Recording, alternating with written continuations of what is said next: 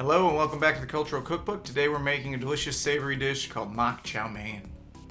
So you're going to need rice, soy sauce, a can of cream of mushroom soup, ground beef, celery, onions, and mushrooms.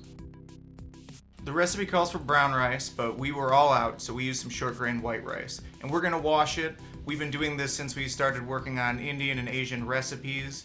It's pretty much the beginning step for all of those recipes. And you're just gonna kind of massage it in your hand, rinse it, drain it, massage it, rinse it, drain it a few times until it ends up running clear. Then we're gonna fill it up with water again, cool water, let it sit for about 30 minutes.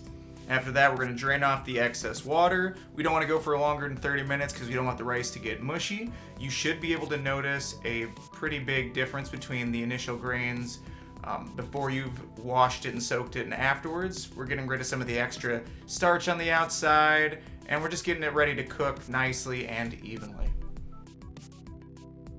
If you don't have a magic cutting board to chop your veggies, you can check out our Kitchen Basics one for chopping hints. And then you're going to go over to the stove and brown off your ground beef. While this is going, you can also get your oven preheated to 400 degrees. To the ground beef, I'm adding onions first to get some of that nice aromatic oniony flavor, and then celery after that.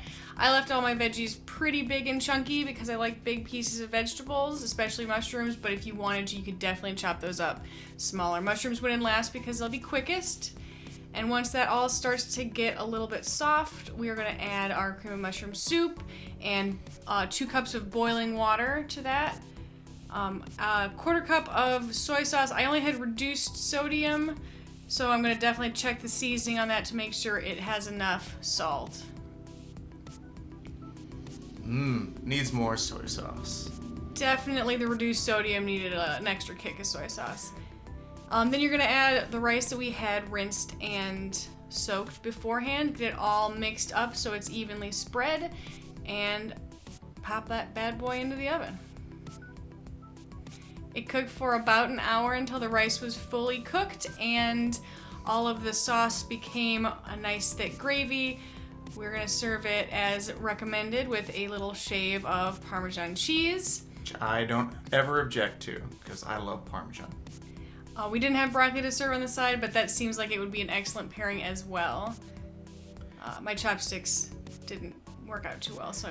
We definitely could have let it cool a little bit. It was steaming hot, but still super delicious. We were able to freeze some leftovers too, so this made enough for a good couple meals.